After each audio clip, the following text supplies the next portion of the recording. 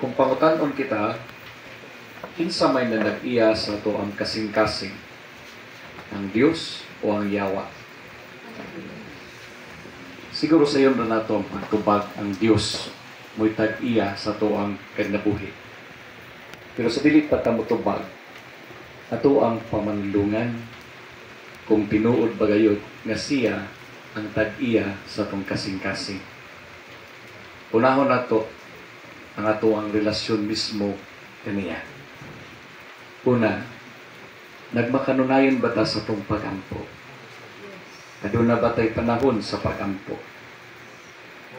Aduna ba tay panahon sa pagsimba niya? Aduna ba tay panahon sa pagkumpisal, kaos duha, kausa, sa katuig?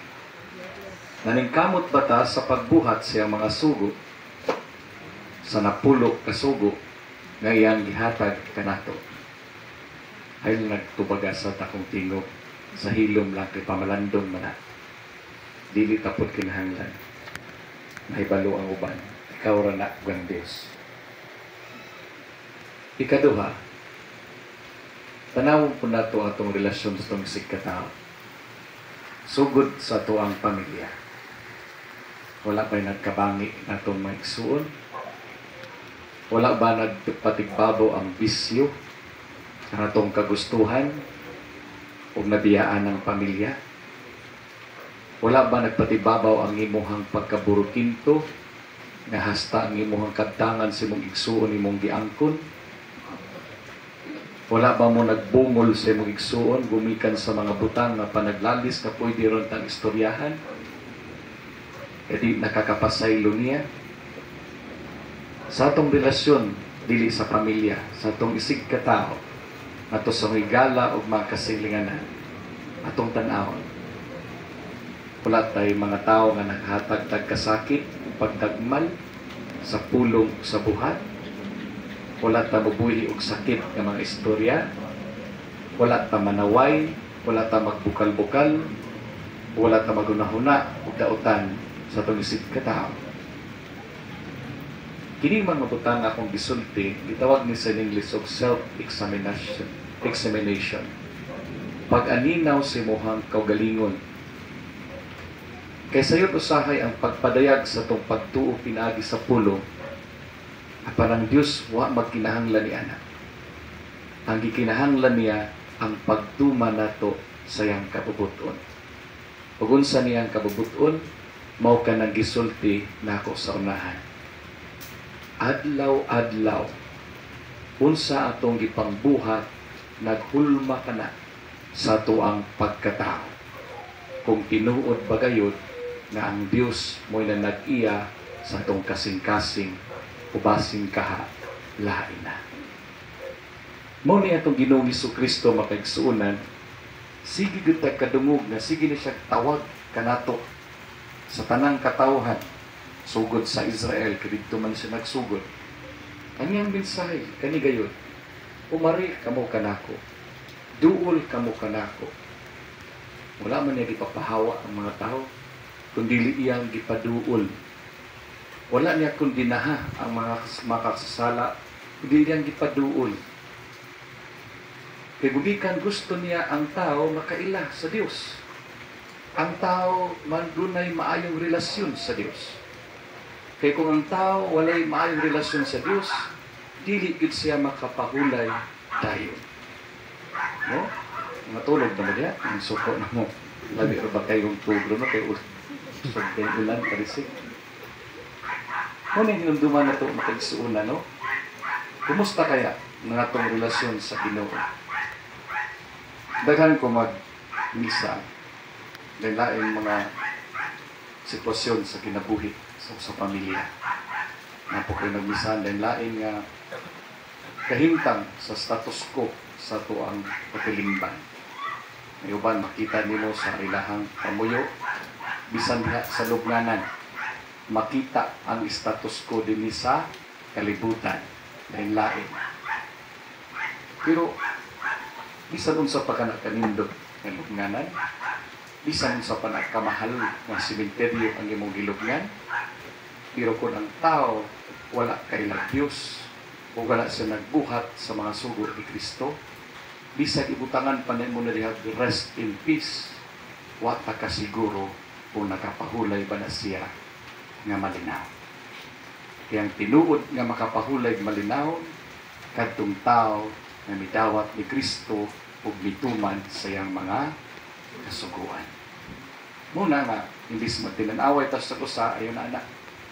Sa po na dili maayong kinaiya na magsigitag kumpara sa kusa. Dili na sa Kristohano. Kini gisulti nako pamalandungan nato sa hilong. Pamalandungan nato mismo sa tong kagalingon. Kung nabuhat ba ni nato wala. Apil nako, pare. Kitang tanan. Kaya kung balikon og pangutana ta sa Dios, kinsa may nanag-iya sa imong kasing-kasing. Kinsa may nanag-iya sa imong kinabuhi.